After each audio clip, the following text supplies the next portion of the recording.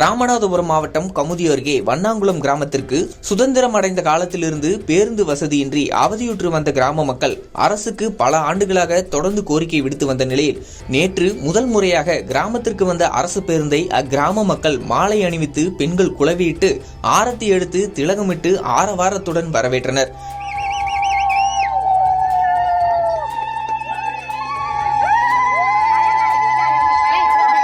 இதனையடுத்து வண்ணாங்குளம் கிராமத்திலிருந்து முதல் வழித்தடத்தை கிராம மக்கள் கொடியசைத்து துவக்கி வைத்தனர்.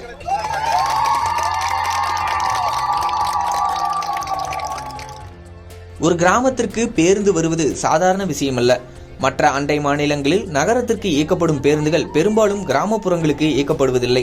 காரணம், குறைந்த பயணிகளுக்காக பேருந்தை இயக்கினால் இயக்க செலவு அதிகமாகும். அதனால் அத்தகைய வழித்தடங்களை தனியார் பேருந்துகளுக்கு உரிமம் வழங்கப்பட்டது. மேலும் சாலை வசதி இல்லாமல் பயணிகள் குறைவு என்றால் தனியார் பேருந்தும் செல்லாது. இத்தகைய சூழலில் தமிழ்நாட்டில் மட்டும்தான் அனைத்து கிராமப்புறங்களுக்கும் மக்களின் வாழ்வாதாரம் போக்குவரத்தால் உயர வேண்டும் என்று நகரத்திற்கும் கிராமங்களுக்கும் அரசு நகர பேருந்து சேவை வழங்கி வருகிறது. அந்த வகையில் வண்ணாங்குளம் கிராமத்திற்கு பல்வேறு இடர்பாடுகள் சிக்கல் நீங்கி கிராம மக்களின் வசதிக்காக அரசு பேருந்து விடப்பட்டுள்ளது.